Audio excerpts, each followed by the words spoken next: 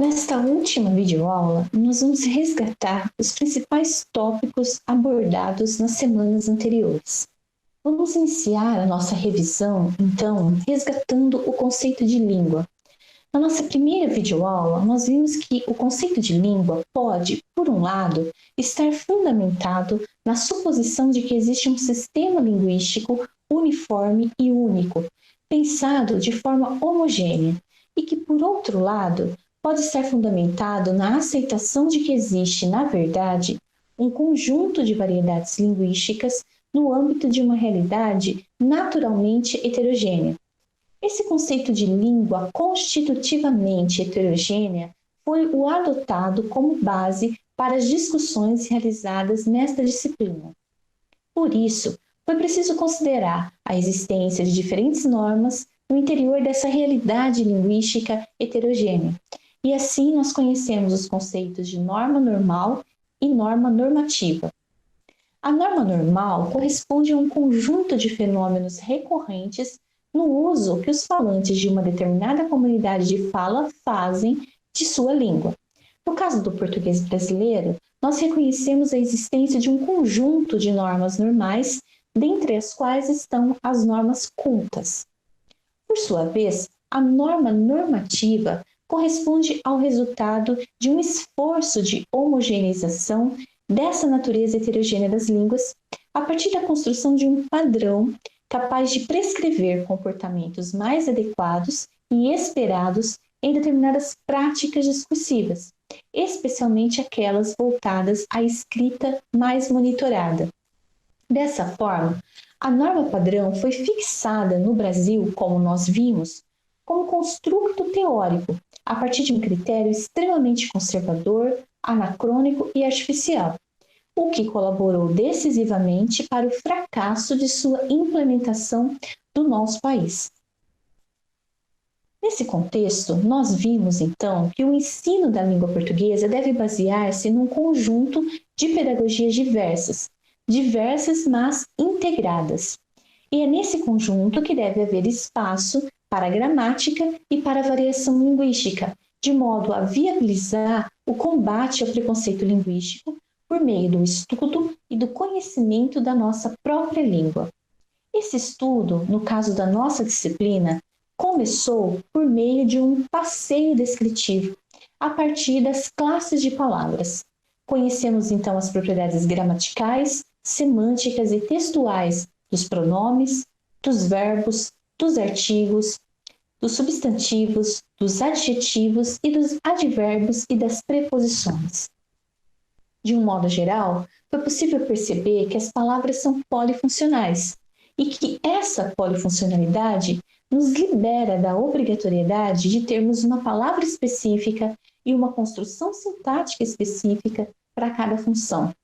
Além de mostrar, então, evidenciar, então, a economia linguística, a polifuncionalidade também mostrou que as categorias não são totalmente estanques, ou seja, que existe uma fluidez entre as categorias linguísticas e que essa fluidez está na base da própria mudança das línguas.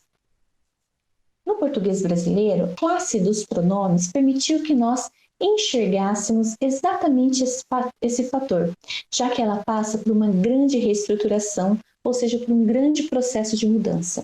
Estudar essa reestruturação significa entender novos funcionamentos e, consequentemente, entender a própria variedade culta da nossa língua.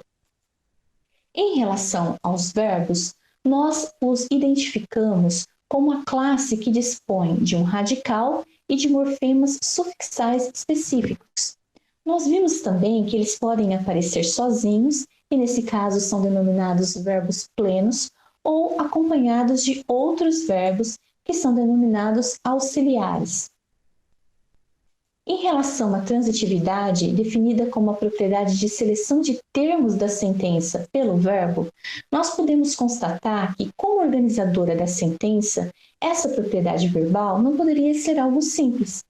Exatamente por isso, estudamos de forma detalhada a tipologia sintática dos verbos, ou seja, reconhecemos os verbos intransitivos e impessoais, os verbos monotransitivos, os verbos bitransitivos, observando aqueles que são bitransitivos diretos, os que são bitransitivos indiretos e os que são bitransitivos oblíquos. Reconhecemos também os verbos tritransitivos e os verbos suportes. Também a concordância, outra propriedade das sentenças que ocorre simultaneamente com a da transitividade, foi estudada. Ao mesmo tempo em que o sujeito e os complementos são escolhidos, de acordo com a propriedade da transitividade, nós vimos que traços de gênero, número e pessoa são compartilhados pelo verbo e pelo sujeito, de acordo com a propriedade da concordância. E podemos constatar também que os complementos ficam habitualmente fora desse compartilhamento de traços. Além disso, observamos que a colocação dos verbos na sentença e a possibilidade de elipse desses verbos, ou seja, a possibilidade desses verbos ficarem implícitos no contexto. Para estudar os sentidos dos verbos, foram selecionadas duas estratégias.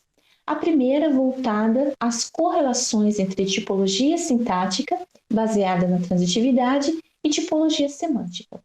E a segunda, relacionada à abordagem das categorias semânticas do verbo, tais como tempo, aspecto, voz e modo. Quanto às propriedades textuais do verbo, foi possível reconhecer o importante papel dos verbos apresentacionais para a inserção de tópico discursivo no texto. E foi possível observar também que na descrição e na argumentação predominam verbos de estados conjugados no presente, enquanto na narração predominam verbos de ação conjugados nos tempos do passado. Em relação aos artigos, nós podemos constatar que há mais diferenças do que semelhanças entre o que a gramática tradicional chama de artigos definidos e de artigos indefinidos. Diante disso, escolhemos na nossa abordagem descritiva focalizar nesta classe, na classe dos artigos, apenas os definidos, deixando a abordagem dos indefinidos como quantificadores, tratados junto com a classe dos pronomes. Do ponto de vista gramatical, nós estudamos então a distribuição dos artigos nas sentenças. Do ponto de vista sintático, vimos a indiferença da presença ou da ausência do artigo, exceto quando ele transforma outras classes de palavras em substantivos. E do ponto de vista semântico, podemos constatar que a ausência do artigo altera fortemente a interpretação das expressões. Em relação às propriedades textuais dos artigos, a partir do exame do seu funcionamento, nós podemos observar o funcionamento dos artigos no texto, de modo a deslocar um sentido vago, indeterminado, para um sentido preciso, determinado, em correlação com o funcionamento do quantificador indefinido. Quanto aos substantivos, nós iniciamos a nossa abordagem sobre a classe dos substantivos, focalizando a transitividade, enquanto fato de que eles também podem selecionar expressões que completem seu sentido. Nesse caso, nós temos os substantivos abstratos e os deverbais, que são aqueles que originam-se de verbos. Vimos também que várias palavras podem ser transformadas em substantivos e denominamos esse processo de nominalização. A nominalização, então, pode ilustrar um caso de polifuncionalidade e pode ilustrar, consequentemente, um processo de mudança linguística. As propriedades semânticas dos substantivos foram focalizadas a partir do traço básico de referenciar, designar algum referente, ou seja, alguma coisa ou alguma pessoa. E vimos também diferentes tipos de substantivos de acordo com essa propriedade semântica. Os contáveis, os não contáveis, os humanos e não humanos, os comuns e próprios. A construção do texto depende muito dos substantivos, dada a sua propriedade semântica básica de referenciar. Mas nós vimos também que a referência não remete a um conjunto estável de sentidos, mas refere-se sim à construção desses sentidos à medida que o texto progride, ou seja, que o texto vai se desenvolvendo.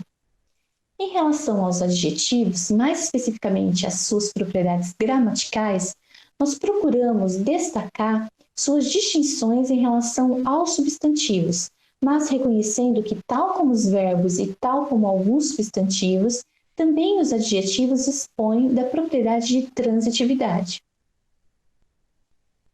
Em relação às propriedades semânticas, nós focalizamos a ordem de sua colocação em relação ao substantivo. E, quanto às suas propriedades textuais, descrevemos o seu funcionamento na narração, na descrição e na argumentação, e também na sua relação com o estatuto informacional do texto, ou seja, enquanto continuadores de tópicos e quanto marcadores de introdução de tópicos novos. Em relação aos advérbios, nós vimos do ponto de vista morfológico que eles são palavras invariáveis. Sintaticamente, percebemos que eles se relacionam ao verbo, ao substantivo, ao adjetivo ou a outro advérbio. Então, nós alargamos a definição tradicional de que o advérbio está relacionado ou pode se relacionar apenas com o verbo. Vimos também que eles atuam como adjuntos e como marcadores gramaticais. E ainda que os advérbios derivados de verbos e de adjetivos transitivos se mantêm também transitivos. Além das múltiplas possibilidades de colocação do advérbio na sentença, nós estudamos também as suas propriedades semânticas, de acordo com 3 grandes classes: a dos predicadores, a dos verificadores e a dos deíticos. Quanto às suas propriedades textuais, podemos constatar que alguns funcionam como conectivos sentenciais e, mais uma vez, observamos a fluidez entre as classes de palavras em relação aos seus funcionamentos. No que tange às preposições, nós observamos que o português brasileiro dispõe, em sua gramática, de preposições simples e complexas. Em relação às suas propriedades gramaticais, focalizamos sua sintaxe a partir de 2 tópicos que serviram de base para o trabalho posterior de reconhecimento do sintagma preposicional, ou seja, a questão do escopo da preposição e dos verbos em sua relação de seleção de preposições. No que tange às propriedades semânticas, os seus sentidos consistem em expressar as categorias cognitivas de espaço e de tempo, que foram estudadas de acordo com os eixos horizontal, vertical, transversal, continente-conteúdo, distal e proximal. Ainda sobre as preposições, podemos focalizar o papel textual mais saliente delas, e vimos que elas concorrem para a informação que está sendo veiculada pelo texto, seja quando elas atuam na constituição de sintagmas preposicionais complementos, seja quando elas atuam na constituição de sintagmas que funcionam como adjuntos, ou seja, agregando informações secundárias. E vimos ainda que elas concorrem para a organização do texto, no que tange a construções de tópicos preposicionadas e também a própria conectividade textual, mais uma vez, num trabalho de polifuncionalidade que caracteriza a fluidez entre as classes de palavras. Nós vimos, então, que 5 dessas classes de palavras, ou seja, a dos verbos, a dos substantivos, a dos adjetivos, dos advérbios e das preposições, organizam estruturas que nós chamamos sintagmas. E descrevemos, então, a estrutura dos sintagmas verbal, do sintagma nominal, do sintagma adjetival, do sintagma adverbial e, por fim, do sintagma preposicional. A partir dessa descrição, ficou muito fácil reconhecer a recorrência estrutural que existe em todos eles. E, da mesma forma, ficou fácil constatar que essa recorrência estende-se também ao nível sentencial. Mas antes de iniciar o tratamento das sentenças, nós estudamos um pouco sobre as mini-sentenças, que ficam exatamente ao meio do caminho em relação aos sintagmas e em relação às sentenças. Dessa forma, nós vimos que as mini-sentenças nada mais são do que os próprios sintagmas dotados de entoação própria, ou seja, nós temos as mini-sentenças compartilhando características dos sintagmas e das sentenças. No nosso estudo sobre as sentenças, nós reconhecemos a sua tipologia a partir de uma análise da transitividade enquanto propriedade sentencial e não enquanto propriedade apenas do verbo. Estudamos também a finalidade comunicativa das sentenças simples, do tipo declaração, pergunta, ordem, pedido, dentre outras. E analisamos as propriedades sintáticas das sentenças simples. Em relação às sentenças complexas, nós as definimos como aquelas que têm mais de um verbo. Então, elas nada mais são do que um conjunto de sentenças simples. Para estudar essas sentenças complexas, nós diferenciamos as justapostas das conjuncionais. As justapostas são aquelas que simplesmente são colocadas umas do lado das outras, enquanto as conjuncionais são aquelas que apresentam conjunções. Distinguimos ainda as coordenadas das subordinadas e das correlatas, tentando sempre priorizar o funcionamento de cada uma delas. Nesse sentido, as coordenadas foram descritas a partir das aditivas, especialmente conjuntor e das adversativas, especialmente conjuntor mas. Em relação às subordinadas substantivas, a proposta deu ênfase também à oração matriz, diferentemente do que se observa na gramática tradicional, focalizando assim a relação entre matriz e substantiva. A descrição das características e da funcionalidade das sentenças matrizes mostrou a sua função modalizadora e também o seu papel na organização do texto. As sentenças subordinadas adjetivas, por sua vez, foram reconhecidas em sua organização e o que permitiu que nós as considerássemos como padrão, como copiadoras e ainda como cortadoras. E esses três tipos de subordinadas adjetivas puderam exemplificar, mais uma vez, o processo de mudança instaurado na nossa língua. As subordinadas adverbiais foram descritas numa breve exposição a partir do funcionamento das causais, das condicionais, das finais, das concessivas e das temporais. As correlatas foram descritas à luz das conjunções complexas que nelas atuam e de sua tipologia nos dados do português brasileiro. Nós vimos então exemplos de correlatas aditivas, alternativas, comparativas e também consecutivas. Então, paramos para falar um pouco sobre as conjunções. Elas apareceram várias vezes em nossos estudos sobre as sentenças complexas e, por isso, focalizamos essa classe no final da abordagem das sentenças complexas. E observamos também a sua apresentação em relação aos seus processos de formação. Ou seja, a abordagem foi estendida ainda com a apresentação dos seus principais trajetos de mudança, focalizando dessa forma novamente a fluidez entre as classes de palavras. O verbo, enquanto organizador das sentenças, ocupou também um espaço destinado a uma de suas categorias semânticas, a das vozes verbais, que foram estudadas a partir da voz ativa, da voz passiva, da voz reflexiva e também da voz média, que normalmente fica esquecida nos livros didáticos e nas gramáticas tradicionais. Recuperamos então a abordagem das figuras de linguagem e lembramos que é essencial pensá-las no contexto das relações entre linguística e retórica, se não quisermos ficarmos limitados a uma lista de figuras de linguagem sem reconhecer a funcionalidade delas, de modo a entender então que o discurso oral também pode ser descrito à luz da retoricidade de toda operação de linguagem, que está intrinsecamente associada à própria questão da argumentatividade.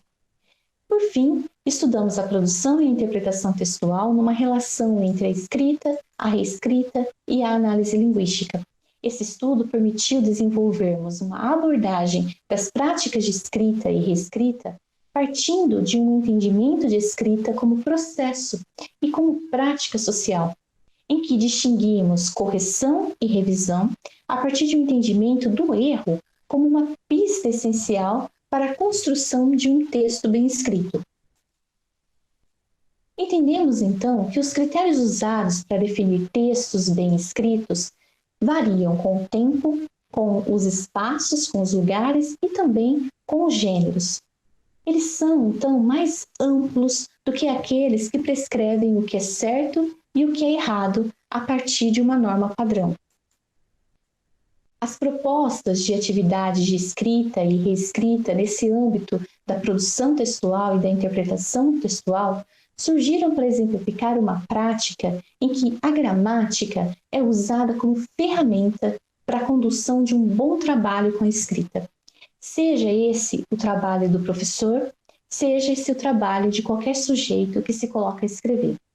Então, nós finalizamos essa revisão com a esperança de que todo esse trajeto percorrido nessa disciplina tenha mostrado uma funcionalidade no estudo gramatical, ou seja, estudar gramática a partir de uma abordagem descritiva significa colocar nas mãos do sujeito ferramentas que possam facilitar, que possam viabilizar, muitas vezes, o seu trabalho com a sua própria língua. Espero encontrá-los em breve em uma próxima disciplina, em um próximo trabalho aqui com a Univesp. Até mais!